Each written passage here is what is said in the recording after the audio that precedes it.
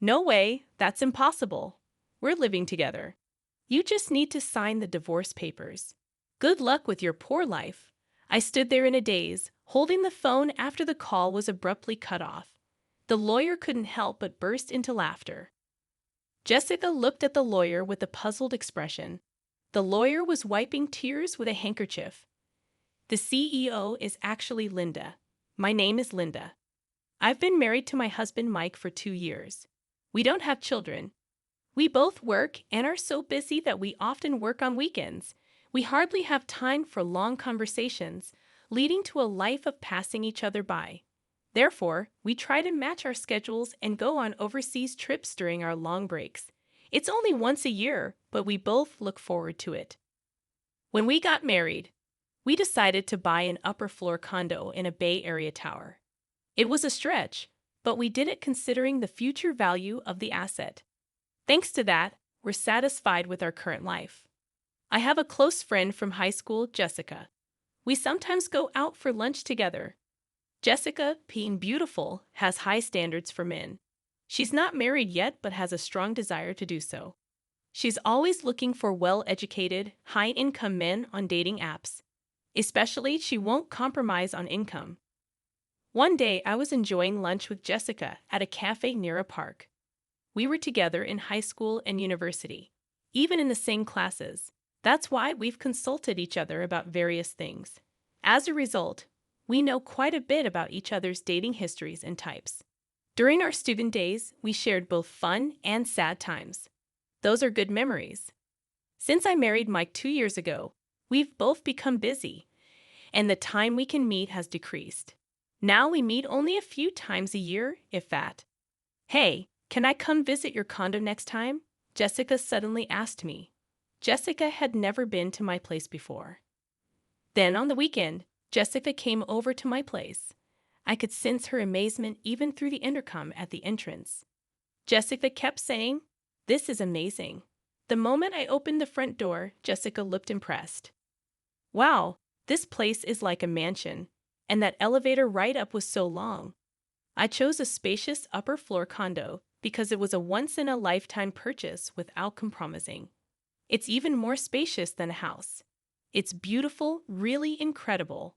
Jessica looked around the house, turning her head in every direction. Great location and an upper floor in a high-rise like this must have cost a pretty fortune. Jessica asked with a sly smile. Yeah, it's what you'd call a $1 million condominium. It's got great security too. Look here. Jessica cut me off, reacting only to the term $1 million condominium. Right? It must be over $1 million. Your husband must be making a lot, she said, eyes wide with astonishment. That was so like Jessica. She's always had high standards for men, especially regarding their income. Mike's salary is quite high for his age, I guess, I said vaguely. I felt it was tacky to be too explicit. Huh. She had a look that seemed to have some ulterior motive. Jessica said, "Can I use your bathroom?" and left the living room. I told Jessica where the bathroom was and then started preparing tea in the kitchen. Concerned about Jessica, who was taking a while to return, I was about to head to the bathroom when Jessica came back. Just replying to an email. Jessica doesn't usually make excuses like that. I felt a slight sense of unease while enjoying the cookies Jessica brought as a gift and having tea. She asked, "Can I stay till evening?" She apparently wanted to greet Mike. Indeed, it had been since our wedding that Jessica last saw Mike. It's not unnatural for her to want to see him. I decided to check with Mike just in case. Mike happily agreed. I might finish work early, he replied in an email. I assured Jessica that it was okay, and then I began preparing dinner. Jessica was initially engrossed in her smartphone, but eventually stood up and headed to the bathroom again. Unaware of the prolonged absence while cooking, I noticed when Jessica returned, she was wearing a necklace that seemed oddly familiar. It was mine. Staring at the necklace, Jessica flashed an embarrassed smile. How do I look? Does it suit me? She posed like a model. Stunned, I observed as Jessica started laughing, saying, "Oh, come on. I'm just kidding. I just found it and thought it was cute. It must have been super expensive, right? A premium piece for sure. She rambled like a child trying to justify her actions, labeling it a gift for Mike. Wow, he must be really wealthy to afford something like this. Jessica sighed. However, the necklace was stored in the closet in the bedroom. Jessica must have pretended to go to the bathroom and instead went to the bedroom, peeking into the closet. That's what it seemed like. I couldn't believe her actions, but I didn't want to come off as petty, so I emphasized that it was a precious item. Taking advantage of my lack of reprimand, Jessica made an outrageous request. Can I borrow this necklace for a while? I've got a date with a doctor I met on a dating app, and I want to wear it for that, please, she pleaded, joining her hands together as if praying. Reluctantly, I decided to lend it to her, emphasizing the need for careful handling, as it was a gift for Mike. As soon as Jessica knew she could borrow it, she smiled and began caressing the necklace. Of course, I understand she seemed to pay no mind to my words. When I finished the meal prep, I pretended to go to the bathroom to check the bedroom. Sure enough, the closet in the bedroom and the chest beside the bed weren't fully closed. Jessica must have opened every drawer and door she could find. There were fingerprints on the jewelry, watches, and precious metals. Jessica might have touched things, but probably didn't intend to borrow them. The shoes seemed to have been forced on, and the heels were misshapen. This was clearly going too far. Returning to the living room, I confronted Jessica. You touched various things in the bedroom, didn't you? The shoes were misshaped, and there were fingerprints on the watch. Rather than appearing remorseful, Jessica puffed out her cheeks a bit. Please don't do that again, she said. Jessica returned to her normal expression and apologized, saying sorry. Not wanting to dwell on this and risk straining our friendship, I decided to just lightly laugh it off. That's when Mike came home, holding a box of cake. Mike and Jessica saw each other for the first time since our wedding. It was awkward at first, but they gradually warmed up to each other, making for a lively dinner. By the time we ate the cake Mike brought, they were chatting like good friends. While I was clearing the dishes and washing up, they were laughing together. My boss is terrible, right? I envy Mike's subordinates. Mike was grinning, eyes crinkling with laughter. That's not true. I was a bit bothered by Jessica casually touching Mike. But at the time, I thought it was better than them being distant. After all, Mike wasn't the type of man Jessica usually goes out with.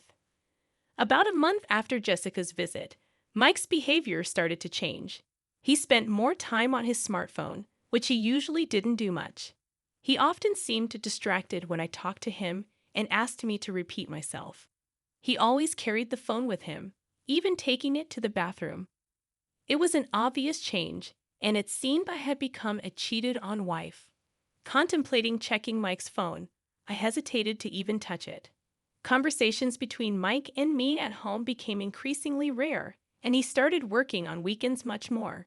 Mike was hardly ever at home on weekends, and while we barely saw each other on weekdays originally, now not seeing each other on weekends too felt like living separately within the same house. Moreover, we started sleeping in separate bedrooms under the pretext of his tiredness. Vaguely considering divorce or separation, I stumbled upon divorce papers on the living room table one day. Upon closer inspection, Mike had already signed them. Though I had suspected it, actually seeing it still shook me. With trembling hands, I called Mike, questioning him about the unexpected discovery. I just got home and saw it on the table. What does this mean exactly? I inquired, hoping for clarification.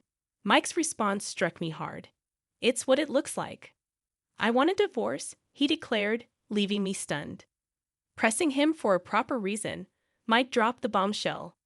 I've fallen in love with someone else. It's not an affair. I'm serious. With disbelief, I heard a familiar female voice on the phone, Jessica. It was what I had suspected. I'm dating Mike, and I even want to marry him, Jessica admitted nonchalantly. Hearing the confirmation made my heart race and brought on a cold sweat. Jessica's crude way of talking hinted at a side of her I hadn't seen before. Mike echoed, there's nothing left to talk about. can you just sign the divorce papers and send them off? I want to talk things over, so please tell Mike to come home. Stunned by the abrupt ending of the phone call, I couldn't move for a while. Sleepless nights persisted as Mike didn't come home, and I couldn't bring myself to touch the divorce papers. Jessica continued to torment me by sending multiple photos of her and Mike together, flaunting their relationship. My mental health deteriorated, and my complexion worsened. People around me became worried, urging me to seek medical help. Reluctantly, I ended up in treatment, managing to regain some peace with medication. An unbelievable incident unfolded upon my return from the hospital. Something felt off inside the room, and upon checking the bedroom, I discovered that bags and jewelry were missing. The count of jewelry watches in the chest was off too. There was only one person who could do this. Jessica. Questions swirled in my mind. Why would she do something like this? What had I ever done to her? My insomnia relapsed, and sleepless nights continued, leaving me staggering through my days. During counseling at the hospital, when I mentioned the theft at home, I was strongly advised to consult a lawyer. I promptly contacted the company's lawyer and set up an appointment, stating my clear intention. I'll get a divorce. I want those two to face proper consequences. I responded immediately, surprising even myself. Just a little while ago, I was pondering what to do, and I couldn't believe how easily those words came out of my mouth. Perhaps I really wanted to punish them after being tormented so one-sidedly. It was just about getting back at them. Now, a week later, I received a message from Jessica. I had sent her a certified letter. Hey, what are you thinking, sending a certified letter to my workplace? Jessica sounded pretty angry, her voice filled with rage. You must have expected at least this much. Anyway, I'm leaving everything to my lawyer now. I hung up the phone. Jessica called several times after that, but I ignored all of them. Then Mike called.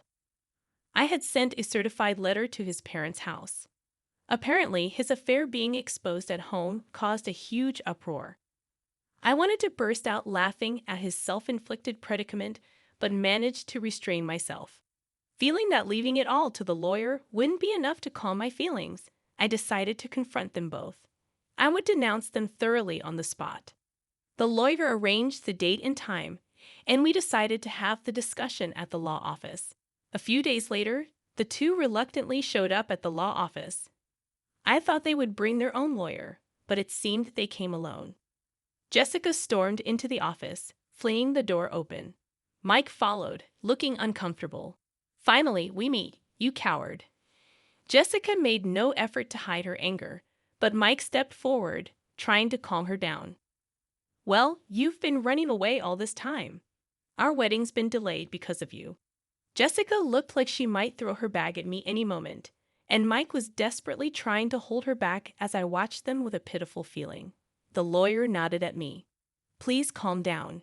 If any violence or abusive language occurs, we will immediately call the police. Understood.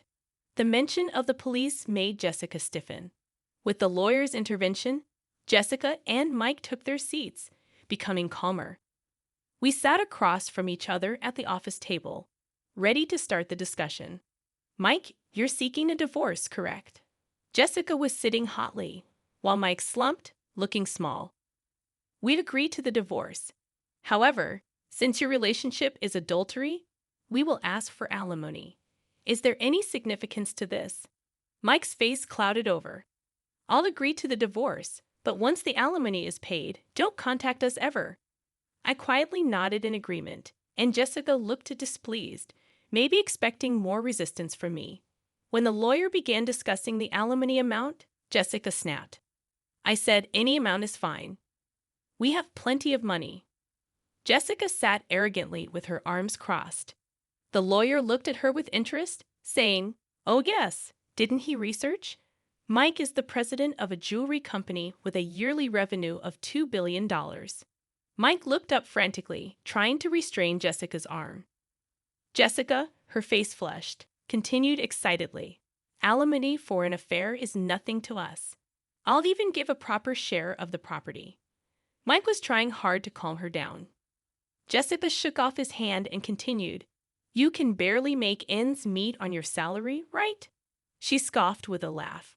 The lawyer burst into uncontrollable laughter. Jessica looked at him with a puzzled expression, and the lawyer wiped tears with a handkerchief. "Actually, the president is Linda."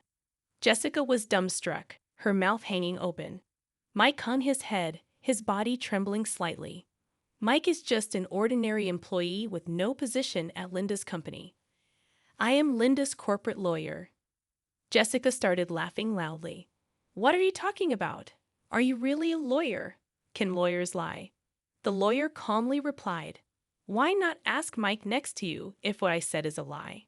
Mike, meanwhile, just bit his lip, looking down. Growing more anxious, Jessica grabbed Mike's arms and began shaking him. "You said you were the president of a $2 billion jewelry company. That's not a lie, right?" Mike remained silent, covering his face with his hands, uttering inaudible moans. Growing more desperate, Jessica gripped his arms tighter, repeatedly asking, "Answer me. It's not a lie, right?" Finally, Mike whispered in a raspy voice, "I'm sorry." Mike's single apology plunged the room into a deep silence. Jessica's strength seemed to leave her body, and she let her hands that were gripping Mike fall limply. "You said you were the president of a company making $2 billion a year," she muttered, almost to herself. Mike's solitary apology had plunged Jessica into despair. She stood up, trembling. "It's a lie, right? There's no way you're the president."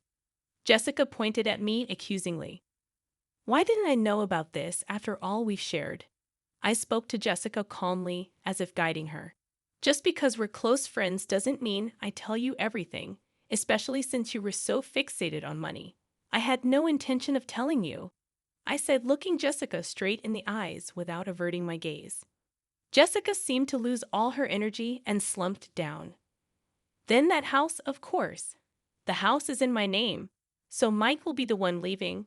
Jessica fell silent, and Mike continued to hold his head. Mike probably didn't want to come here. He knew this would happen. But if he didn't come here, things would be worse. It's hell either way for him now. Mike is left with nothing but hell waiting for him. The lawyer began to present the evidence I had gathered. First, the photos of Mike and Jessica together, the photos sent to my phone, now printed. The lawyer placed an IC recorder on the table and played the recorded conversation. "Why would you send something like this?" "I just wanted to share our happiness with you." Jessica's voice filled the room, while Mike seemed to be holding back tears. "Hey, still clinging to the past. I want to divorce quickly." "I know what you're clinging to. It's Mike's income. He's the president of a $2 billion jewelry company, right?" "You hid it because you thought I might take it." Jessica, perhaps embarrassed, covered her face with her hands. "Hurry up a divorce and leave that condo. It'll be mine soon. Too bad Mike didn't come back to you. I'll give you as much alimony as you want." "Poor thing, your aim was the money, not Mike." "I'm speechless at how you've been deceived, Mike." Mike and Jessica fell silent. "Do you think this is over? What else is there, Jessica? You broke into the house when Linda wasn't there and stole several items, didn't you?" I felt relieved at the lawyer's calm demeanor. Mike looked shocked, apparently unaware of this. "Hey, what's this about stealing?" Jessica bit her lower lip, her hands shaking. "No, not me. I don't know anything." The lawyer placed a tablet on the table and played a video. It showed Jessica sneaking into the bedroom, taking bags and jewelry, and stuffing them into her bag. Jessica stared wide-eyed at the footage. "What is this? Why are you recording me? Isn't this illegal surveillance?" Mike covered his face with his hands. "We always had security cameras inside our house. Why didn't you tell me that earlier? Who would think you'd break in to steal?" "I felt a headache coming on from their foolish exchange, and you used my key without permission. I wanted those things.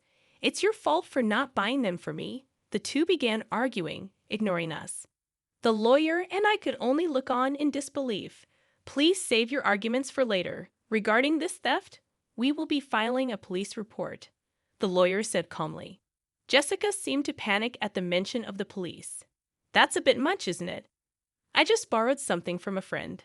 I never gave you permission to borrow anything. I spoke to her calmly. Besides, you're not a friend or anything. You were just a classmate. That's why I'm filing a police report. Jessica started to kneel and apologize. I looked down at her and said coldly, "You're going to compensate. The value of what you stole is more than your annual income." "Are you sure about that?" Jessica was speechless. "And there's also the matter of the alimony." Jessica turned to Mike, pleading in a tearful voice, "You'll pay, right? Even if you're not the president, you still earn well, right?" Mike was silent, looking down. "He can't pay it because he's about to be fired," I said. Mike looked up in surprise. "That's correct. Since leaving the house, Mike has not shown up for work. Plus, with this commotion, there have been complaints from his boss," I explained. Mike looked like he might collapse on the floor. "But there's still the property division, right?" "I'll pay with that," Jessica said desperately. "That's not possible. Linda and Mike have a prenuptial agreement regarding property." "You didn't hear anything from Mike, did you?" "He never told you the inconvenient truths," I replied calmly. I regarded Mike with disdain as the lawyer placed the contract on the table. The agreement explicitly stated that if the marriage lasted less than 3 years, neither party could claim the other's property. Given that they were currently in the 2nd year of marriage, Jessica attempted to grab the document as if to tear it up. "You should handle that document carefully. It's a notarized deed, and you could be held legally accountable for damaging it," I warned. At the mention of potential legal consequences, Jessica halted her attempt to destroy the document and began to half-heartedly plead with Mike. "Mike, you have savings, right? Use that to pay," she suggested. Mike, looking at Jessica with resentful eyes, retorted, "What money? You always wanted sushi, steak. There's no way I have any savings left." "It appears that way. And it seems he has debts from unsavory sources," I added. Jessica's shoulders slumped, revealing the pitiable sight of the once glamorous appearance that used to turn heads. This was the result of the seeds she had sowed herself, leaving the two looking haggard and lost, muttering about how this wasn't supposed to happen and what they would do now. Deciding to leave the rest to the lawyer, I stood up to leave, emphasizing to Jessica, "Money isn't something you steal from others. It's something you earn through effort." After that, the divorce proceeded smoothly. I sent all of Mike's belongings back to his parents, who kept apologizing to me and even sent a letter of apology. Jessica, on the other hand, faced police interrogation for illegal entry and theft, leading to her arrest after admitting guilt. Although she showed remorse and an intent to compensate, her other crimes, including stealing from men she met on a dating app, suggested she might face a prison sentence. Mike, unable to live in Jessica's apartment, moved to an old apartment on the outskirts of town. Despite looking for a job, his unexplained absences and poor attitude at his last job made it challenging to get hired. He resorted to day labor to get by, receiving regular updates on their situations from the lawyer. I threw myself into work after the divorce. Currently, I am expanding our company's jewelry line to Europe, an idea that emerged during a break I took after the divorce. During that time, I had the chance to connect with the owner of a jewelry store in France. We bonded over shared experiences of divorce, and he agreed to showcase my company's jewelry in his store. Focusing on sales in France, I considered it a well-deserved perk after all I had been through.